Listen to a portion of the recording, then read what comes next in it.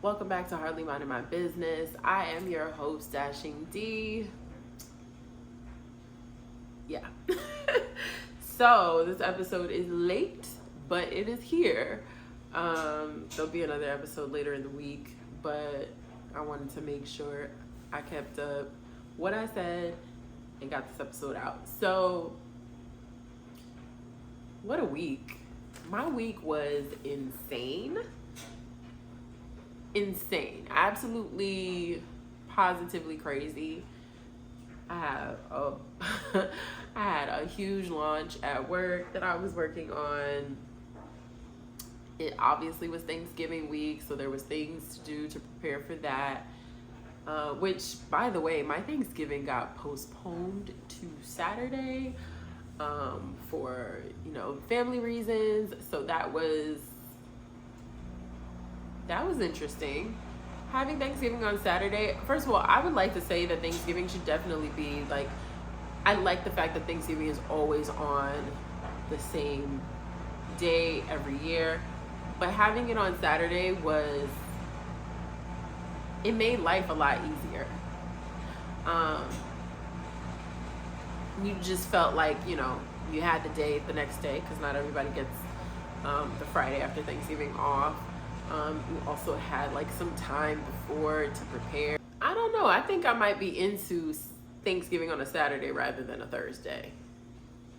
It just felt a lot more easeful for some reason. And maybe it's just a thing of the mind and, you're telling yourself that it's a lot easier, but maybe it really isn't. I don't know. But it was cool. Like I said, I made my mac and cheese. I made a little turkey punch. Shout out to the Moody Foodie because she posted this punch for Thanksgiving, and it came right on time because I could not figure out what to make for 10 people. So this turned out really good. I had to bottle it up and bring some home. So yeah, Thanksgiving was really cool. Q4 is proving to be very stressful. There is a lot going on. And I'm trying to work through it as best as I can, as usual. But I really feel like, a vacation is needed sometime soon. So hopefully I can get that in. I don't know yet. But in order to address some of the frustrations that I've been having with just having a lot to do and wanting to become more organized and wanting to become more consistent in a lot of different areas, I said, well, you know what, I'm going to and see where I can improve and where I can find tips and tricks and pointers. And there has been a book that has been trending for quite a while now. And normally I don't run to the most trendy book. I've actually been, I can't say reading, can I? I've been listening on Audible, but I have been listening to Atomic Habits. I've heard a lot of good things about this book. It's basically a book that uses real life examples to help you figure out the best ways to implement positive habits in your life to reach your goals. So it could be small goals. It could be, because that's also something that gets addressed in the book about, some of us feeling like there's the one big goal and that is the thing that we're focused on rather than focusing on the smaller goals that will get us to the big goal. But anyway, I just wanted to mention it because it actually has some really good tips and tricks in the book so far. I think I'm on, chapter 6 or 7. There's a lot of pointers. There's actual materials that you can download online where you can assess your habits and figure out which of your habits are good, which of your habits are bad, which of them are just neutral, the things you do every day regularly, like take a shower or brush your teeth. I'm finding that it's really helpful. I think one of the things that was a big takeaway for me was adjusting your environment to remind you of the things you need to do.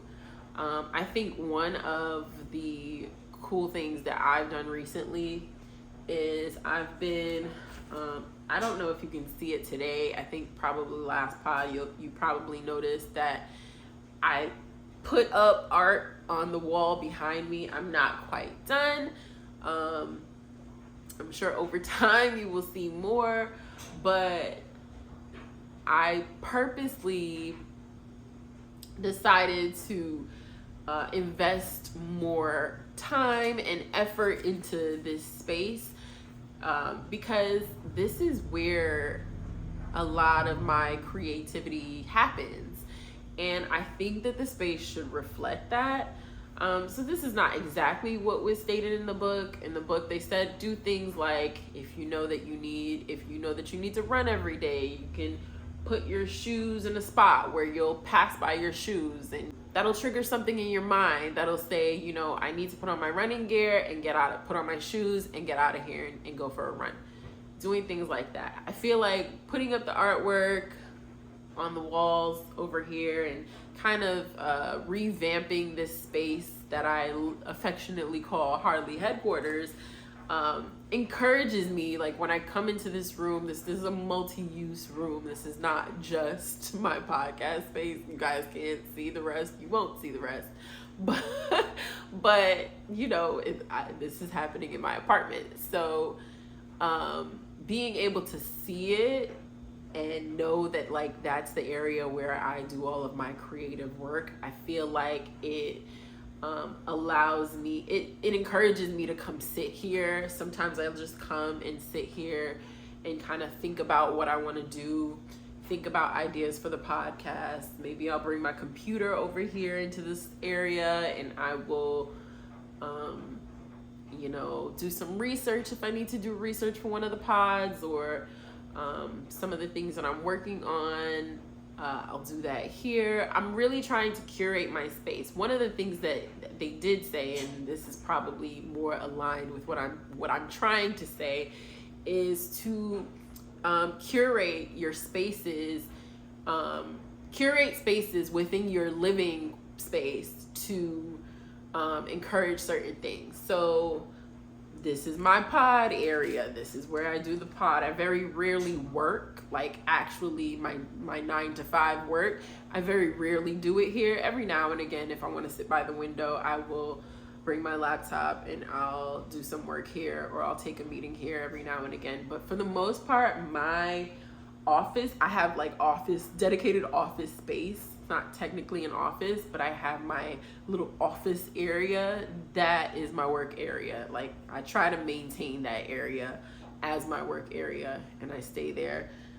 Same thing with here. This is my podcast space. You know, when I'm in my bedroom, there's, you know, specific things that happen in my bedroom, obviously like going to bed at night. So it's something I've sort of already been doing, but I'm at the point where I'm trying to tune it up to make it better, because the idea is that when you create these spaces within your space, everything is in its own place. Everything has its designated area, and it will encourage you to go into those areas and do the thing that you want to do in that area. So maybe you have a reading nook in the corner of your place, or maybe you have, you know, an area where you record content like I do.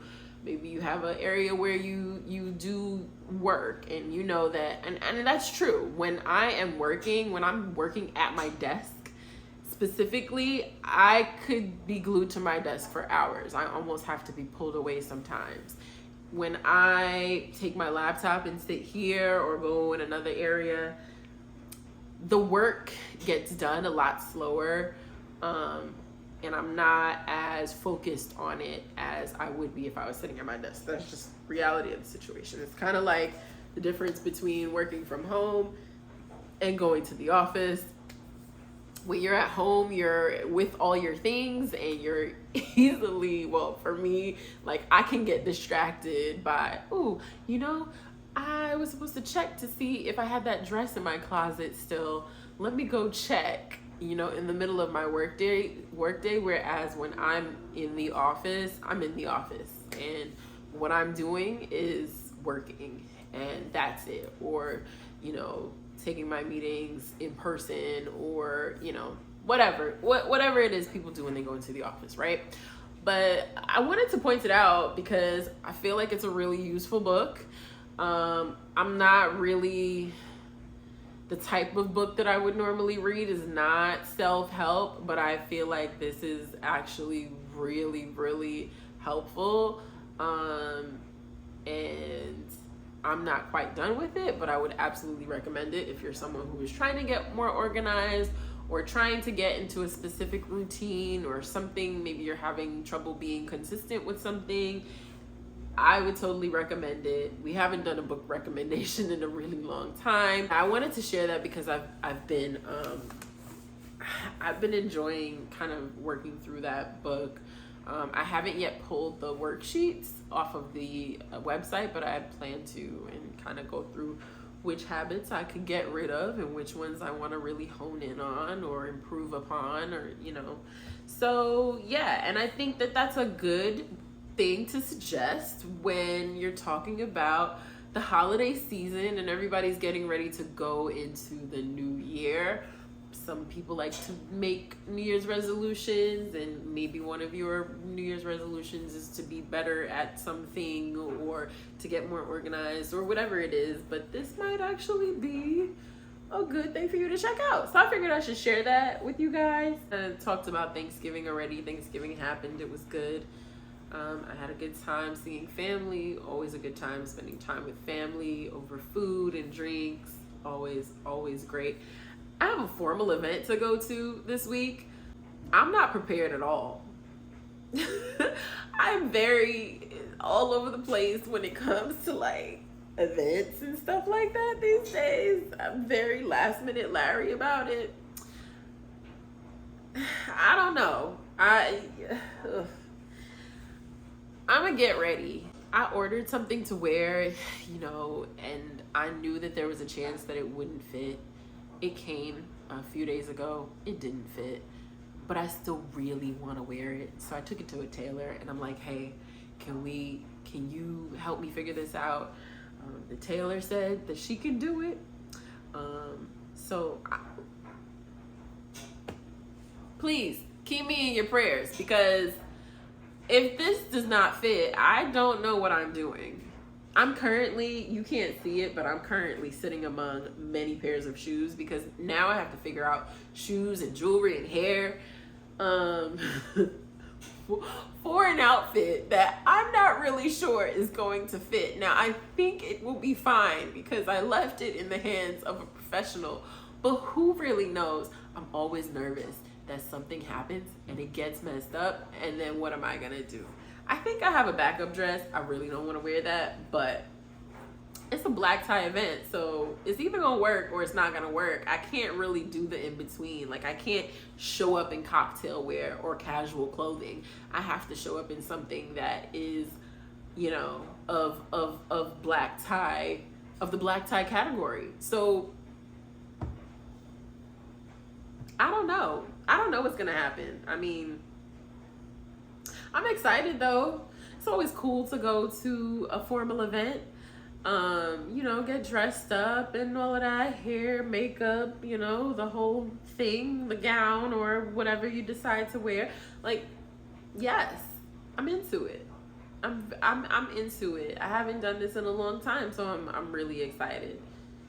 I think it's gonna be good. And I will let y'all know how it goes. But yeah, it's we'll see. It fits in the front. This is gonna sound silly. It fits in the front, but in the back it could not zip. And I was just like, okay, you got halfway up there. And especially because I live alone and I have to zip things up myself, I was like, is it me? Am I just not reaching my arm far back enough, or is it my back? It's my back. Take a little break from running, and my back said, bitch, get back to it. And it's fine.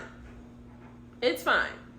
Totally understand. You got to do what you got to do to get what you want, right? And I really want to wear this outfit, so we will see. I keep saying outfit because it's not a gown. It's actually pants, but I promise you it's very formal. Anyway, enough about me. Let's get into some mess. Ooh, so many things I don't want to talk about. Okay, so here's the thing, right? Well, let's get to Petty or Not first. Petty or Not is really quick and simple. Petty or Not for this week. All I really want to say is I believe Michael Rappaport should shut the fuck up. That's pretty much Petty or Not. I'm not gonna give anything that he has said or done credence by telling you about it. If you want to go look for that, you can go look for that. I just think that Michael Rappaport needs to keep black people out his mouth. I really do. I think that he needs to mind his business, and we'll mind our own. That's it.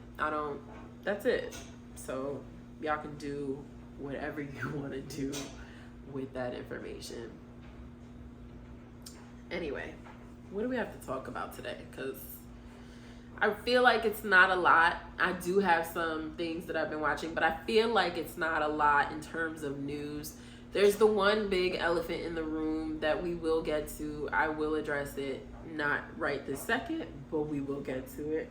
But there's not a whole lot else going on. Speaking of Thanksgiving, though, since we were just talking about it, did y'all see Debbie Allen?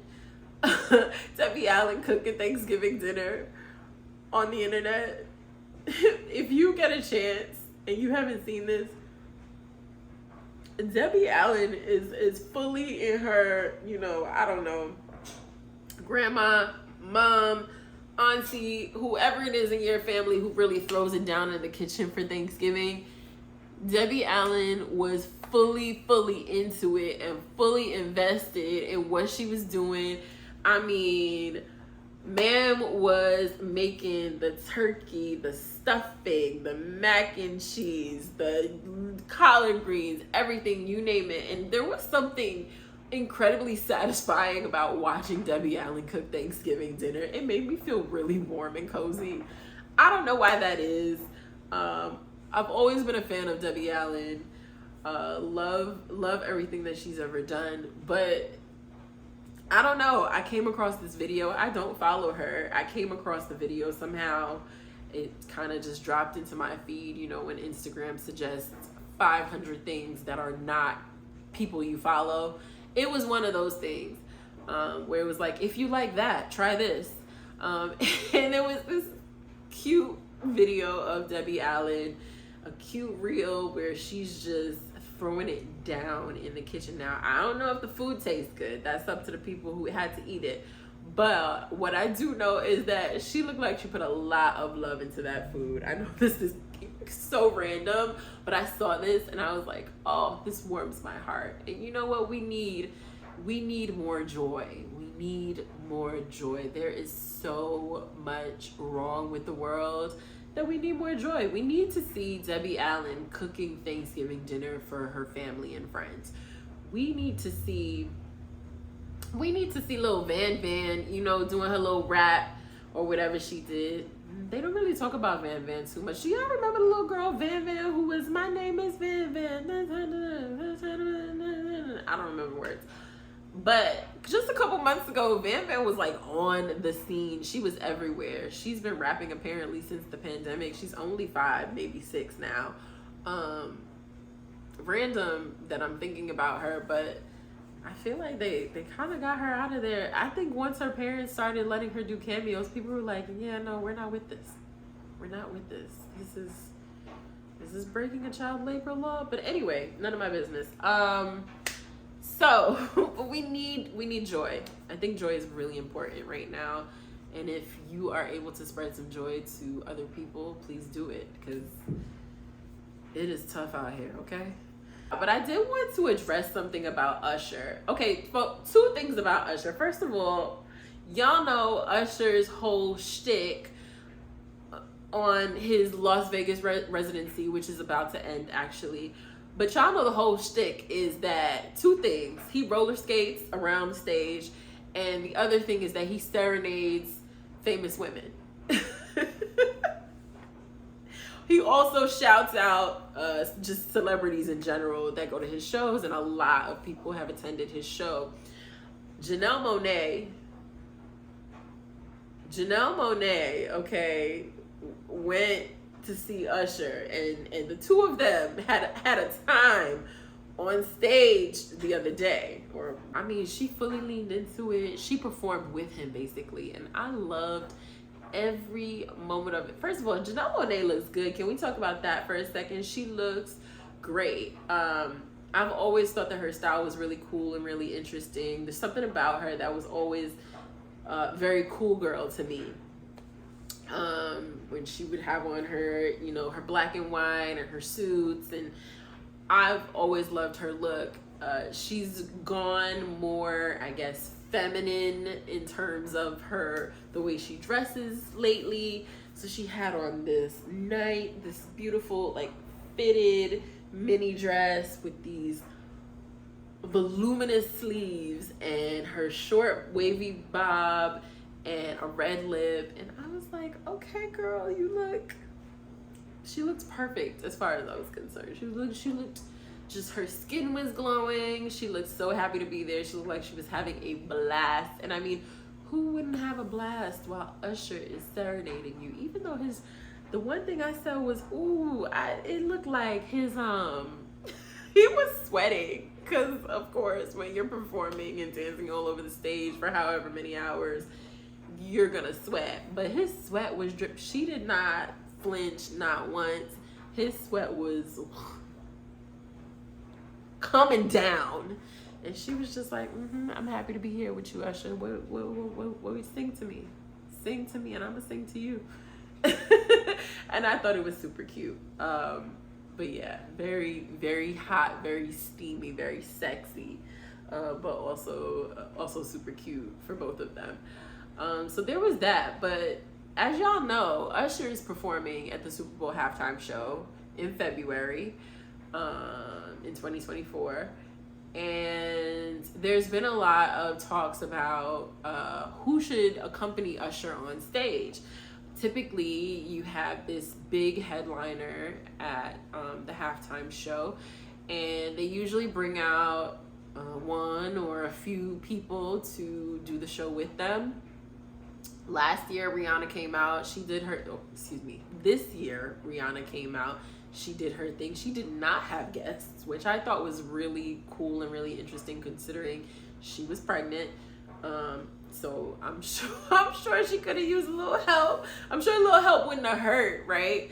But then we have Usher, who's doing his show, and apparently he has asked Justin Bieber. According to Madame Noir, Usher has reached out to Justin Bieber and asked him, hey, do you want to do this with me? If you know Justin Bieber and Usher's history, you know that Usher is responsible for Justin Bieber's career. I believe he was the one who saw a viral video of Justin Bieber and helped him propel his music career from there, however many years ago. Sorry, y'all. This is actually only partially true. It was Scooter Braun who saw the viral video, and then him and Usher signed Justin Bieber. So it's not strange that Usher would ask the Biebs to be a part of his show.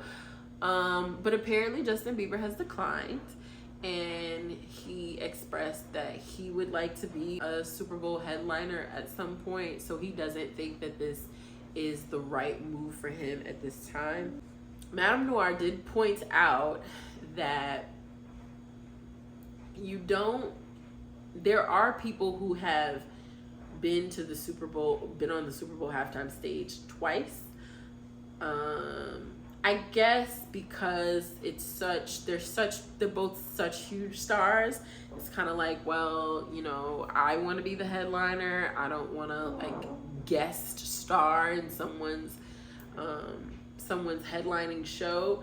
And I understand that, but I also feel like if there's an opportunity for him to do it again, and he's Justin Bieber, I feel like there will be an opportunity for him to do it again, but I definitely think that would have been an interesting collaboration, and I'm sorry that we're not going to get it, but Usher, honey, there's a lot of other people who you have worked with, and get them to perform with you. Ask them to perform with you. I don't see what's wrong with that. Pick somebody else. Pick somebody else. There are other people who would be ready, willing, and able to do the halftime show with Usher. So pick them. Don't pick Justin Bieber. He's fine. He's fine. Speaking of singers, though, can we talk about Tyrese for a second? So I don't have the full details on this story, but I saw the headline the other day and I was like, what is going on here? Did y'all hear that Tyrese is suing his wife for his last name? I misspoke. He's not actually suing her. He's just throwing a tantrum. He said he wants it back. As far as I know, it's normally a choice by the person who has taken someone else's last name, whether they want to change it back or not.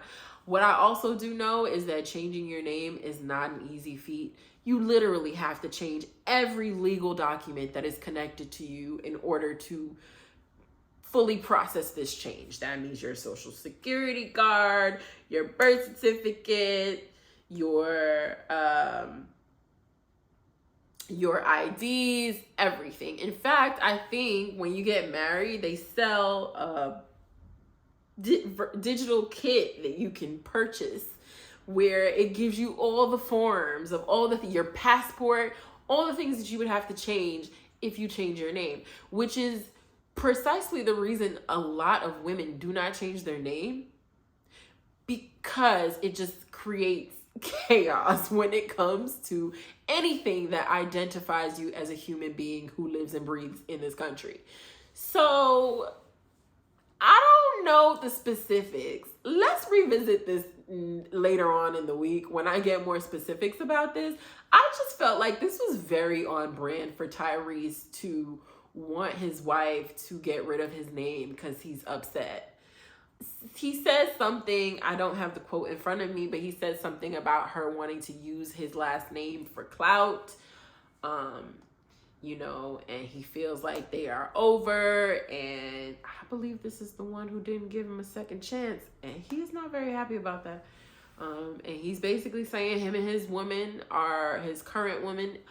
They are, I can't remember if they're married or not. I believe maybe they are, but he said they are good, and they don't want any problems. They want to be rid of his old life, and in order to do this, he would like for his ex-wife to give up his name. I guess. I mean, I don't really know what I'm supposed to say about this. Like, am I supposed to be upset that he wants his name back?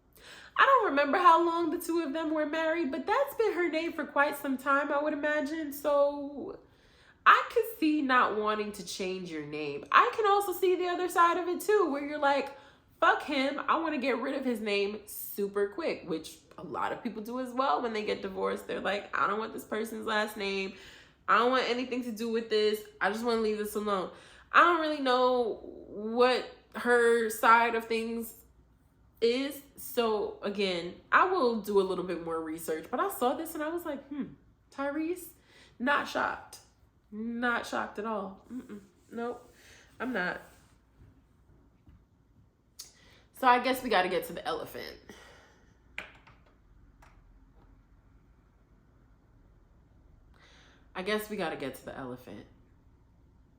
And I'm running out of time too. So let me hurry up and get to where I know everybody's probably waiting for me to go. Early last week, it comes out, the news spreads like wildfire. It comes out that Cassie has filed a lawsuit against Diddy, citing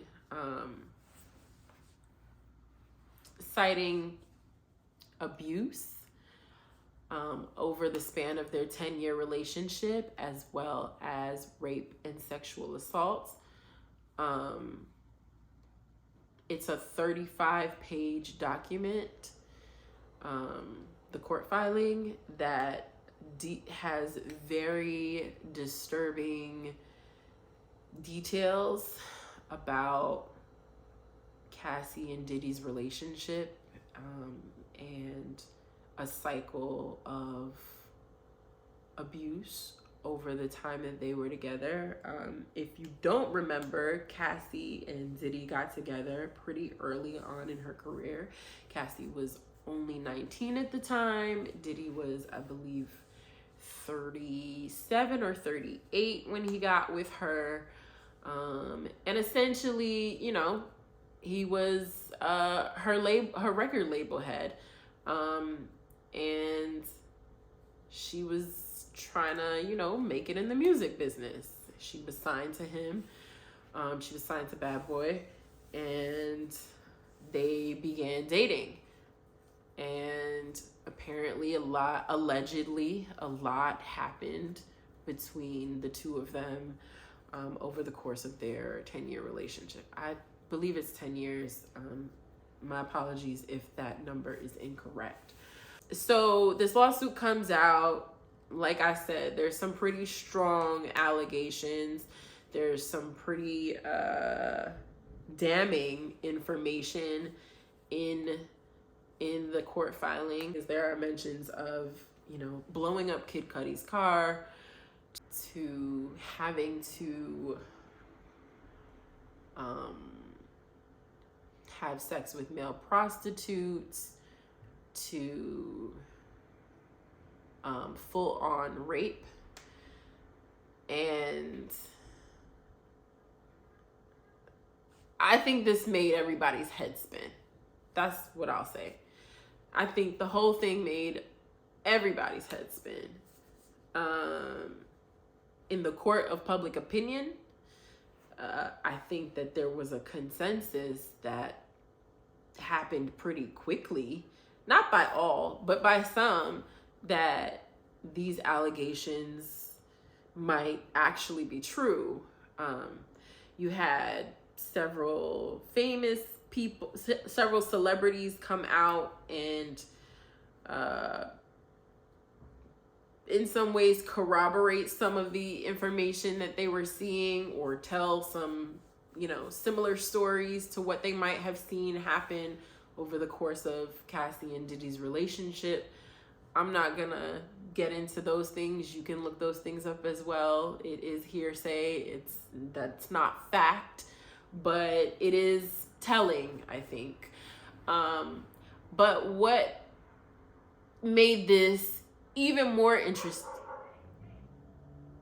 What made this even more interesting, and it made it stand out even more to all of us as a collective, is that this information came out in the evening. I had probably just logged off of work for the day when this information came out.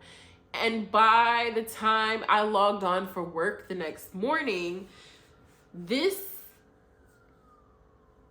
the lawsuit had been settled between Cassie and Diddy.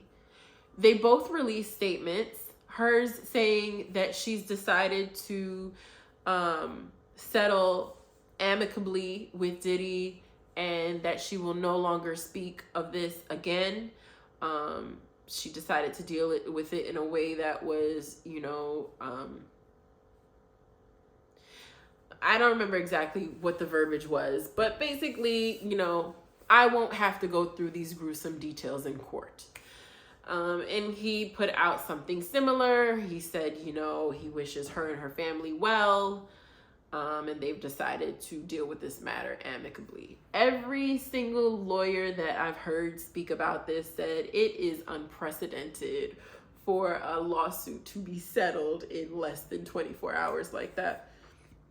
They essentially worked through the night to settle this lawsuit, because by the time we woke up on the East Coast, this was so imagine on the West Coast, it was what, 6, 7 a.m. when all of this, you know, the door closed on this. There's a lot of inferences to make. There's a lot of judgments that can be made about what the information was, what the details were. The reality of the situation is Cassie did not do an interview. Cassie did not speak publicly about this.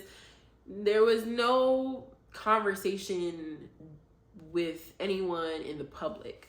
This was all a court filing that, got released. If you don't know, TMZ has people that go to the courts and check the court filings to see who filed for divorce, who filed for this, who filed for that. So, to that end, I feel like this is all we need to say about this. I think that this is not the end of this. In fact, it wasn't the end, because over the course of the week, you would hear about 2 additional women who filed lawsuits against Diddy. You would also hear, hold on, because I know what people are probably thinking. By now, you've probably heard about the Survivors Act in the state of New York that Governor Hochul put into place last year, where she gave survivors whose statute of limitations had run out, she gave them an additional year to file against abusers. And this is what happened. The court filing had to happen by a date last week, and then that was it. Again, they were only given a year. So if you do your research, you will find that Diddy was not the only person that made it to the list, if you will. Also, there were other celebrities, but it wasn't only celebrities. I wrote this down because I wanted to make sure I got this right. But in terms of celebrities, you also heard about Cuba Gooding Jr., you heard about Jimmy Iovine, you heard about Jamie Foxx. A lot of people got listed. Someone sent me something that said that, black men are being targeted. Black men get targeted for a lot of shit. That is not what this is. Just to be clear, there were thousands of filings that happened that did not have anything to do with celebrities or black men. In fact, it was celebrities, it was non-famous people, it was employers, it was prisons, and it was other institutions that were all sued for different types of harassment, sexual assaults, and abuse. So I just wanted to make that clear, because you can do your research. I think sometimes we get really caught up in the headlines and think we know the full story, but we really don't have the full story. I, today, sitting here, don't have the full story of any of this. But I'm giving you what I do have, and you can do whatever you would like with the information you have. Y'all know my opinion on abuse. Y'all know my opinion on assault. Y'all know my opinion on crimes against women. I will not condone any of that here. I will not support any of that here. All of the people that I listed, there are alleged claims against them, and that is that. They will have to deal with their lawyers and deal with the judges in court and deal with jurors and all of that, depending on how their situations go. And so I will not speak on, I will not get caught up in the details of who did what and how did they do it and why did they do it or anything like that. What I will say is that abuse should never be tolerated, no matter who it is or why they did it. And I can't support it in any way. I don't want to. I'm not a perfect person. And I know that things get really complicated when we're talking about people that we admire in terms of celebrities and artists and sports players, and the list goes on. I think that it becomes very complicated when speaking about them in this way, and when trying to reconcile that someone that you look up to or admire could do something like this. The reality of the situation is anyone could do something like this. So I just want to make that clear that I'm not with the things that have been accused. I'm not okay with those things. As far as what the details are and what happened with these specific people and how things went down, I'm not privy to that. I don't have that information, and all I can say is that, for anyone who has been subject of abuse or assault, like, my heart goes out to each and every person, and I hope that people find peace. That's where I'm at with that. So, and again, there's not much to talk about. Now, if it was like a Meg and Tory situation where, like, we got to see the whole thing play out over the course of several years, then there would be a lot more discussion. There would be a lot more to say. But I think that the players, the big players in the Diddy and Cassie situation, they made it so that we wouldn't have a whole lot to say. So it is what it is. I don't think it ends here. I really don't. But I guess I'll continue to watch from the sidelines and see what happens. And if something else comes up that we need to discuss, let's discuss it. Yeah.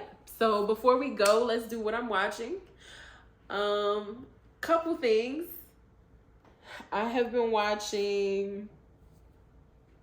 Well, I watched The Crown season 6. The first half of season 6 has been released. I watched it the night it came out. I did. And honestly,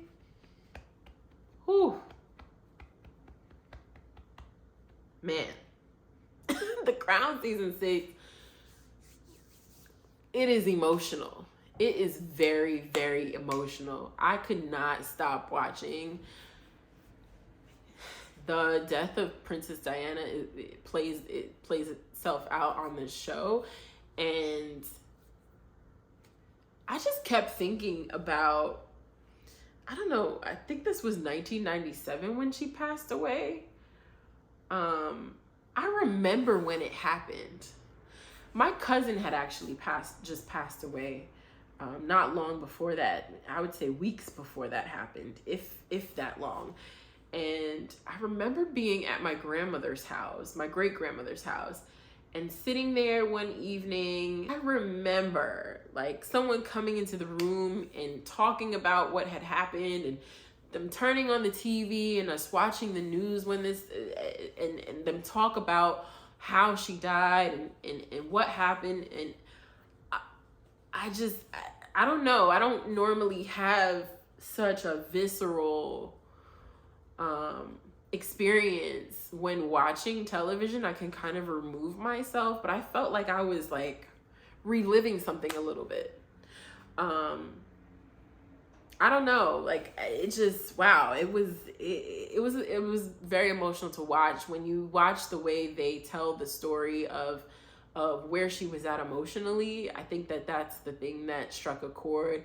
And obviously all of this is skewed to a certain degree, and everything on The Crown is not necessarily true, but the way it was written, it got me.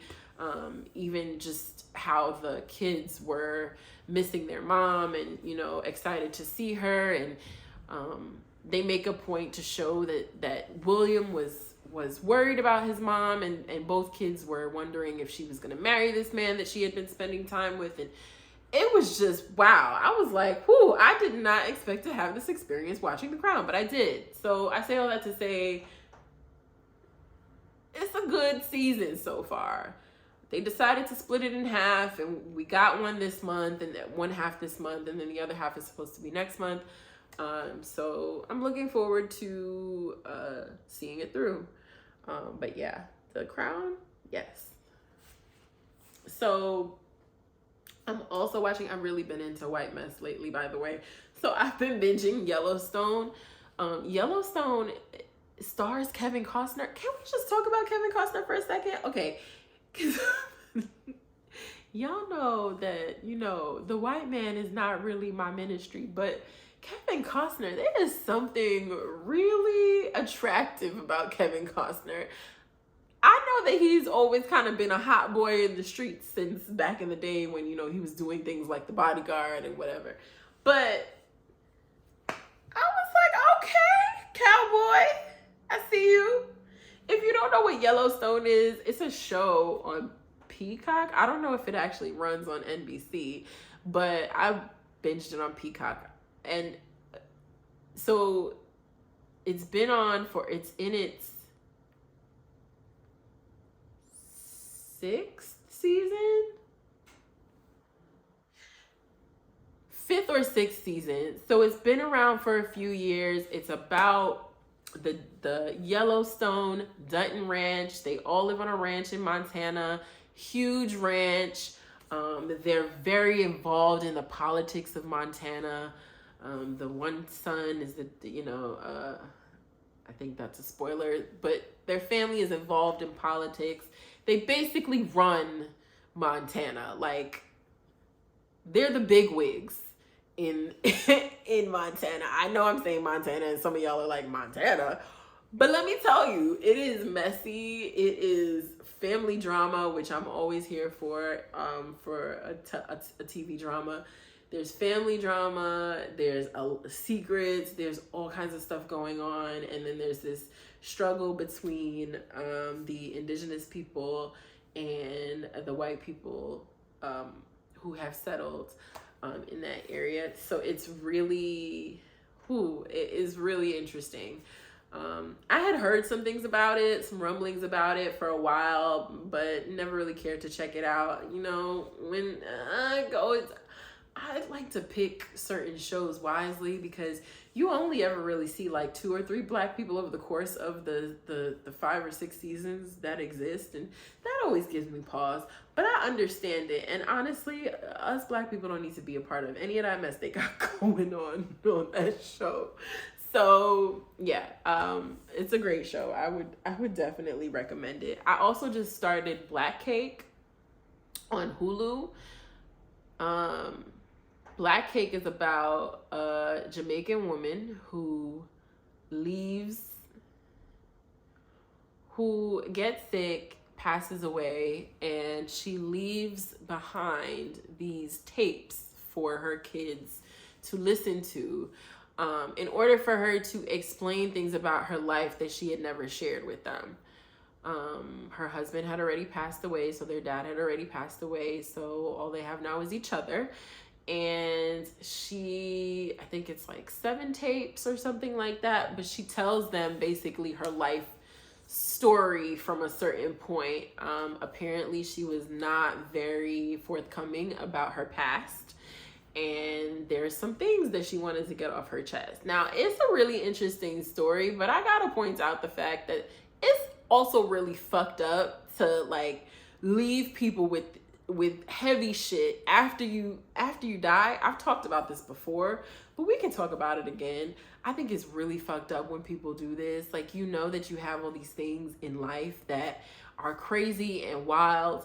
And my thing is, if you're going to take it to the grave, take it to the grave. But the problem is when people die and then the people who are left behind are left to pick up the pieces or left to deal with the heaviness of not only this person's death, but all of the shitstorm that they left waiting for people after they died. So it's complicated for me. It's a fear also of mine. I think about that a lot. I'm like, God forbid, one of my parents, I don't even like to, but death is inevitable, right? And eventually we will all have our day. But I think about that. I'm like, I hope that I'm never in a position where I'm like, but why you couldn't just say this when you were alive? I also don't want to be that person either.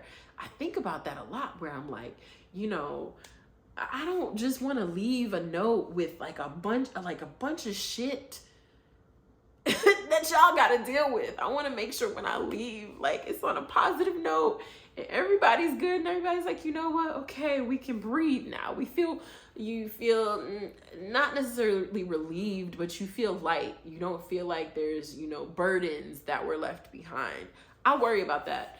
I've thought about it a lot because I've seen it happen a lot in real life, and it's usually crazy.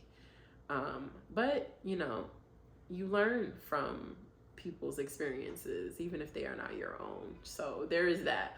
But that's what I've been watching lately. So tell me what you think about those shows. If you've seen them, and if you haven't seen them, check them out and let me know what you think. Last but not least, we got to get to tweet of the week real quick. And this week's tweet is from Rich Auntie Supreme. I don't know if it's a tweet. I saw it on Instagram, actually. But it was a meme that said, realizing your vibrator isn't charged, or eating the last fry before you realize it's the last fry and not getting the chance to really savor the last fry. I think the idea here was that you should pick one, and honestly, the fry. I would pick the fry, because realizing that your vibrator isn't charged is...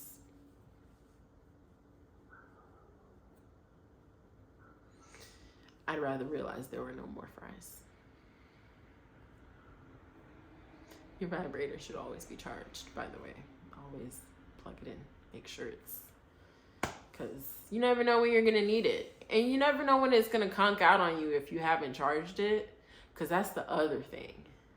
Like, there's, you know, realizing it's not charged. Okay, fine. But, like, actually using it and it conking out on you when you're about to get to the good part... the worst. So there's that. But that is our show for this week. Sort of. It's kind of like a hybrid between last week and this week, but whatever.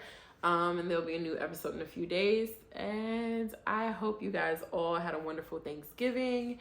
Happy holidays to everybody. The holiday season is officially here. And I will talk to you soon. Bye.